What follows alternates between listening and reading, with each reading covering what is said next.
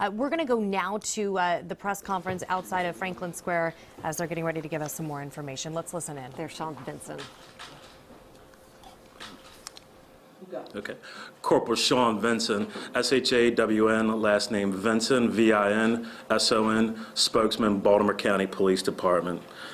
Just before 2 p.m. today, the police department received a call for a suspicious vehicle in the unit block of Linwen Way, that's L-I-N-W-E-N Way, and 21236 area for a suspicious vehicle. Our officer was responding to that call. She encountered the suspects and she was critically injured. Our officer was transported to the Franklin Square Hospital where she was pronounced deceased at 2:50 p.m.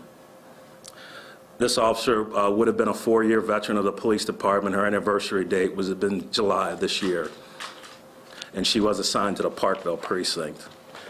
Right now, we're continuing our investigation. Our officers have determined, detectives have determined that there was a house on Linwen that has some damage to it, to a patio door. It does appear that this may have been a burglary in progress. We're not sure if this was the exact house that the call came from, but it was on the same block, and we're continuing to investigate at this point.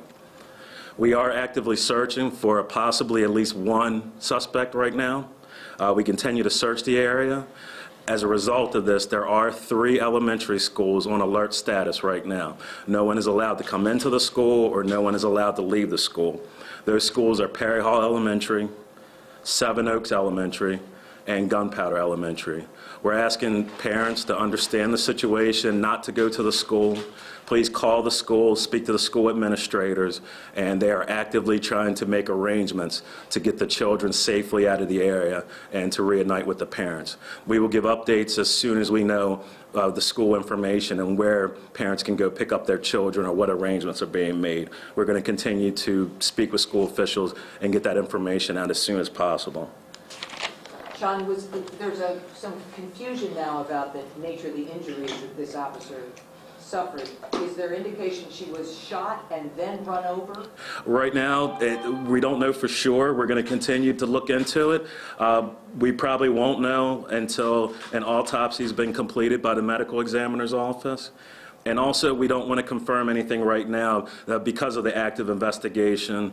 If there is information that suspects would be aware of that isn't shared publicly, we'd want to be able to verify that information from the suspects.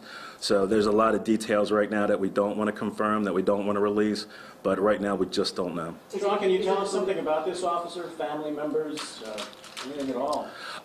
Well, right now we don't, for the first initial time, we don't release information about the police officer. Family has been notified. Family's here at the hospital. She would have been a 4-year veteran this July.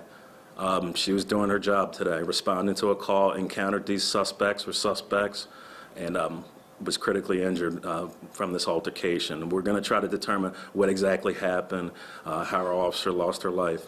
Did she call for armed suspects? Did she make any contact with the police department before? There was a subsequent call for an officer down. These are all things that we're continuing to look into to see what happened. Is it your belief that the suspects you were looking for, there were as many as 4, am I correct? I'm not sure the number of suspects. There is multiple suspects. Right now we are actively searching for at least one possibly armed suspect. And is it your belief they are armed? At least one may be armed? The possibility that they're armed. Like I said, we're not confirming injuries right now. We're not sure what exactly happened. This is a very fluid situation at this point that we're talking to witnesses and we're trying to find out what happened. Was there anyone home at the house that suffered the damage to the door? I'm not sure if there was anybody home. Our officers in the area, we were receiving a lot of information. Different suspects or people were giving us information of people that they believed was armed. Some of the neighbors were coming out, interacting with our officers. So we were getting a lot of inconsistent information. So this is things that we're going to be working on for quite some time to try to determine who's responsible for this and what happened. Is Chief Sheridan here? Chief Sheridan is at the hospital, yes. Is he waiting to meet family, or do we know? I'm not sure. The chief, as every officer in this police department right now, is here to help, here to see who's responsible for this and determine who's responsible for killing our officer. Do So you you know cannot if she confirm at fired this her point weapon? that the officer died of a gunshot wound? We cannot confirm how she died. She did suffer significant injuries. These injuries were critical, and she was pronounced deceased here at the hospital. Do you know whether she fired her service weapon? These are any things we're going to look into. I can't confirm right now. I'm not sure. I haven't spoke to the homicide detectives whether she fired her weapon or not. Precisely, where was that black Jeep recovered? I don't know anything about a black Jeep. Oh, okay. Huh. I'm sorry, wasn't there a Jeep recovered? I'd have to check with our homicide detectives. I'd have to follow up. I spoke to them about 20 minutes ago. Yeah. We are actively following up several leads. We've been receiving several 911 calls. We're looking into a lot of things. We were receiving a lot of misinformation, but want to be able to confirm those facts for you, so I'll follow up with you. John, let's go back to the beginning. What can you confirm happened today? So what we can confirm is that we received a call just before 2 p.m. for a suspicious vehicle. Our officer responded to this call, and she encountered at least one suspect and was critically injured in this altercation with these suspects. What exactly happened, we're not sure yet. We may not find out until an actual autopsy is performed. Subsequent assisting officers did respond to the area. This officer immediately received treatment. She was transported here to Franklin Square Hospital, where she was pronounced deceased at 2:50 Did she p.m. have any other officers with her at the time?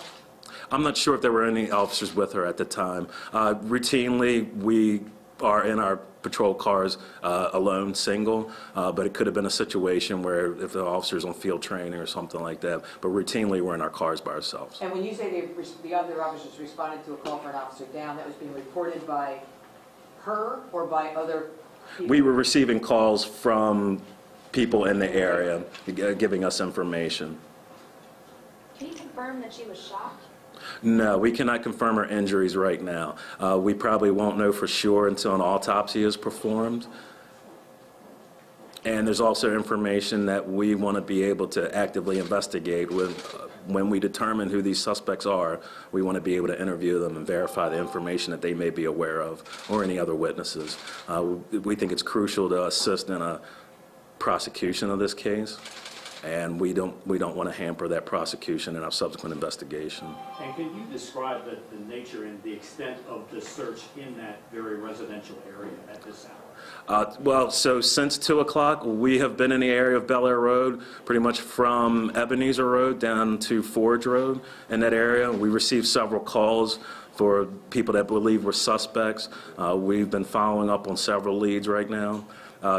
Different jurisdictions, federal agencies, several state agencies has come in to assist. Anytime in this situation, as much help that we can get is critical. Do you have any description of the suspects? Not right now. So it's such a fluid situation that we're receiving information from different sources. So there's nothing that we can confirm right now, but obviously for the safety of the public, we want to get out information as soon as we can. And what advice can you give to people that live in that surrounding area? Right now, we are asking neighbors in that area just to stay home. If they see something, call 911. If you have children that go to these 3 elementary schools, please call the school. School officials are actively trying to make arrangements to get the children safely out of the area and home to their parents. Message to the officers on the department right now who are hurt and confused, wondering what's going on. There are several officers here at the hospital. There were friends with her, co-workers with her. They're dealing with that right now. There are several officers that are responding to this to the scene. You know, there was a lot of us out there on the scene. You're getting information. We were about to make a media staging area at a location where we got information that a suspect was there. We step in and do what we need to do. Okay. Will there be a next briefing? Additional detail? Once I get additional information, I'll let you know. I'll try to give you like about a half an hour heads up when I'll have more information. I'm not sure what we have at this point, and I want to follow up with our detectives to see if we have anybody in custody yet. Thank you. Thank you.